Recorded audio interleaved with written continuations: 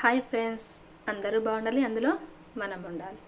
ఈరోజు మా బాబు తాబేలు బొమ్మను క్లేతో తయారు చేశాడు ఫ్రెండ్స్. ఒకసారి చూద్దాము. ఫస్ట్ వాటి సైజులకు సంబంధించిన చిన్న చిన్న రౌండ్స్ని చేసుకొని అలా దానిపైన ఆ గుర్తుల కోసమని సైకిల్ దానికి అటాచ్ చేసి తీశాడు ఫ్రెండ్స్.